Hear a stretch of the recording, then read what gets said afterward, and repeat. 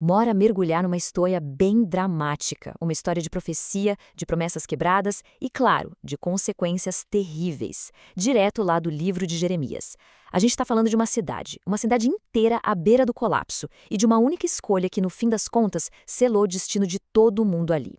O que será que acontece quando o juramento sagrado é traído bem no auge do desespero? Bom, é isso que a gente vai ver agora. Pois é, a história já começa jogando a gente direto no meio do caos com essa declaração, que é bem assustadora. Sabe, sem rodeios, sem enrolação, é uma sentença. A cidade vai ser entregue e queimada. Agora, para pensar. Imagina só ouvir uma coisa dessas enquanto um exército inimigo está cercando os muros da sua cidade.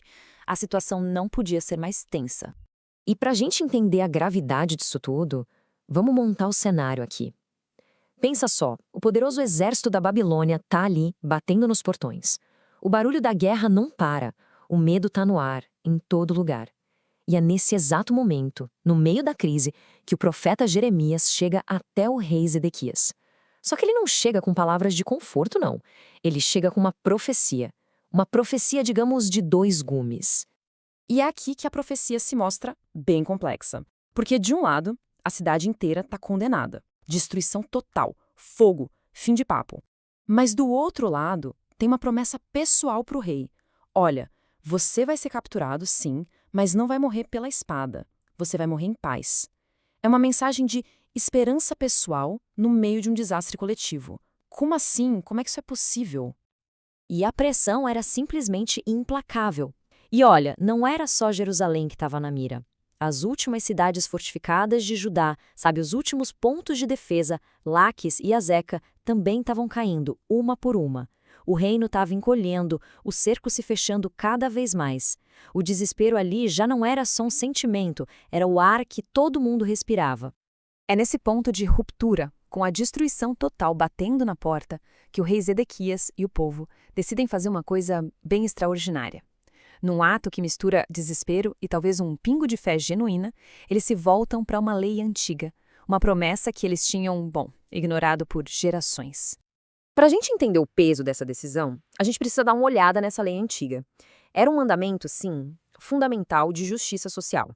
A regra era a seguinte: um hebreu só podia ser escravo de outro hebreu por 6 anos. Chegou no 7º ano, tinha que ser libertado. Era uma lei sobre misericórdia, sabe? Feita para evitar que o próprio povo oprimisse a si mesmo. Então, com o inimigo ali na porta de casa, o rei reúne o povo para fazer uma aliança. Uma aliança pública, solene. Eles proclamam liberdade para todo mundo ouvir, se comprometendo a finalmente obedecer àquela lei antiga e libertar seus compatriotas. Olhando assim de primeira, parece um grande momento, uma virada espiritual, um ato de arrependimento em massa para tentar, quem sabe, acalmar as coisas e reverter o destino.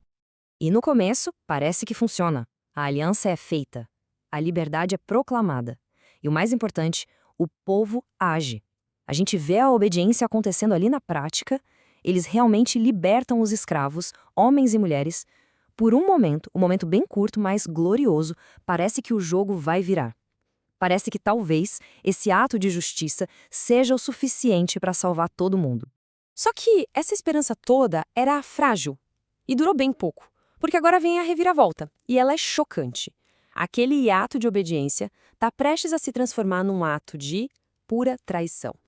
Eles obedeceram, a promessa foi cumprida, as correntes literais e figurativas foram quebradas, a liberdade foi dada. Tudo certo, né? Esse deveria ter sido o começo de uma nova história. Mas aí veio a traição.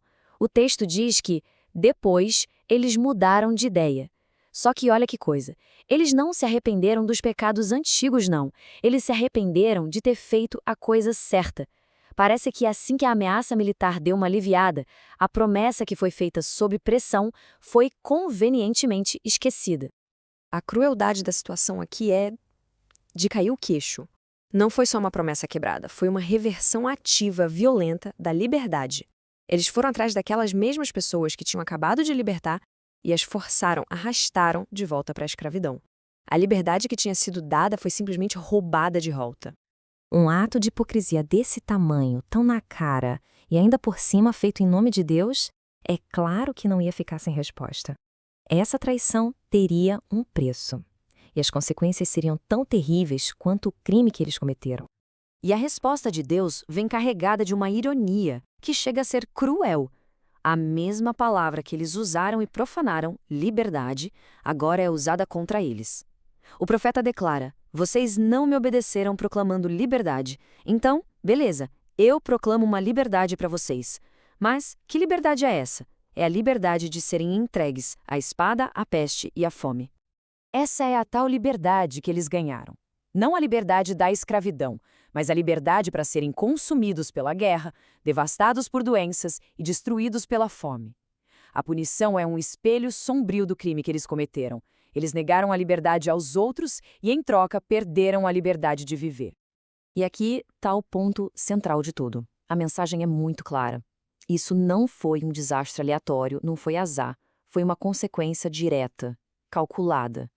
Ao quebrarem a aliança que foi feita na casa de Deus, eles não só traíram o seu povo, eles profanaram o nome de Deus com a hipocrisia deles. E assim, a história fecha o seu ciclo. Ela volta lá para o começo aterrorizante.